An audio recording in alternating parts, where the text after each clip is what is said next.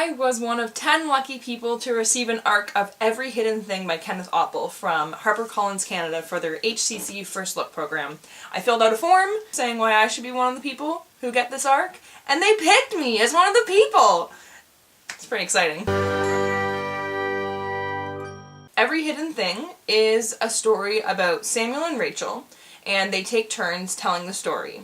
Their fathers are rivals in the industry of paleontology. They dig up dinosaur bones, but each one wants to be better than the other one. So Rachel and Samuel are kind of always stuck in the middle of their two fathers who are arguing against each other and trying to prove each other wrong or find dinosaur bones before the other one. But Rachel and Sam are not rivals of each other. Rachel and Sam are quite fond of each other. And this main story is about both Rachel and Sam traveling separately with their fathers, but in the same area, looking for the same dinosaur. I'm going to start off by saying what I didn't like about it, because there was only really one thing, and then after that we can just get into all the stuff that I liked, and I just think that's a good way to do it. So the only thing really that I didn't like about this story was the font, because this is dual perspective, and instead of a new perspective starting in a new chapter and having the person's name at the top of the chapter, they're just told in different fonts. So Sam gets a font and Rachel gets a font. But they were very similar fonts. One of them had serifs and one of them didn't, but I didn't think they were really different enough for it to be really easy to notice that it was a different font. Most of the time I figured it out, but there were a few times when I would keep reading and I would be confused for a couple sentences because I didn't realize the font was different. But then I would be like, oh, this is Sam talking now, or oh, this is Rachel talking.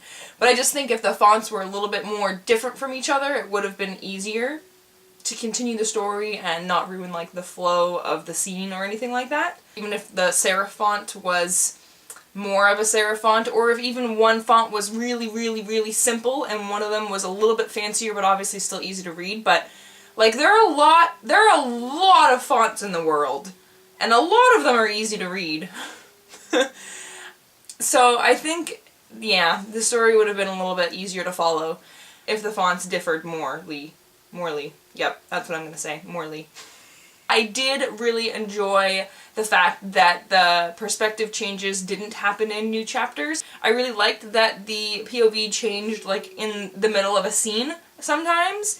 I thought it really kept with the urgency of suspenseful or exciting scenes, and it just kept the flow of the story going really, really well. So I did really like that the POVs didn't start in new chapters. I liked that they were within the same chapter. I also really did like that their voices were pretty distinct. They did speak differently, they had different thoughts about things, so I thought that was well done as well. There were different, like when Rachel was telling the story, it was Rachel telling the story, and when Sam was telling the story, it was Sam telling the story. They had kind of different mindsets, they had different ways of speaking, and I mean, I wouldn't really say the writing style was different, but the characters were definitely distinguishable. So that was a plus there.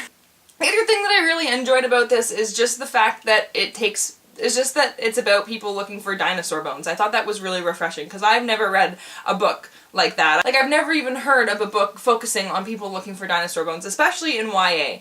So I thought that was really refreshing, and I really enjoyed it. And I thought it was really interesting, like, even just learning different things about dinosaur bones, like how to tell the difference between bones and rock and stuff. Like, I learned stuff while I was reading this, and I thought it was cool. And the way it described things, and the way they went about looking for the bones, and when they came up with things and stuff, and whenever they came across things, like, the way it was told was interesting. It wasn't just like, oh, and then they brushed the rock, and then they found a bone, and no, it was well done. It was exciting and fun. Also, this book doesn't actually tell you what year it's taking place in. It just gives you clues as to what year it's taking place in because of the way they're talking and the things that they're doing and how they're getting places. Like, they go out west to look for this one specific dinosaur in this book, and they call it the Wild West, which I was like, ooh, cool, they're in that time, but I don't know what that time was. So I ended up talking to my boyfriend about it, and we did research to try and find out what year this book took place in.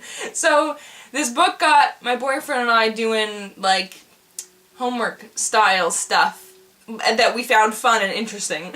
And it was like a little bonding experience for us. I mean, like, you don't have to say what year a book takes place in. Like, modern day books don't say what year they're taking place in. Like, it's not like they say, oh, oh, the year was 2015, and then start with the story. No. People just assume it's somewhere around this year because of the technology and the things that they're talking about and stuff like that. So same thing with this. Just because it doesn't take place in modern day doesn't mean you have to say what year it took place in. And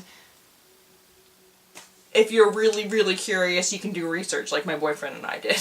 I thought the last 150 pages were really exciting and suspenseful, and I was just like, oh my god! I liked all the stuff that happened in it. I liked the outcome. I really liked the ending too. I actually really liked like the last line. I thought it was really sweet. So overall, I really enjoyed this book. I gave it 4 out of 5 stars, and it comes out September 20th, 2016. So if you think this book will be interesting, then you should check it out when it comes out on September 20th.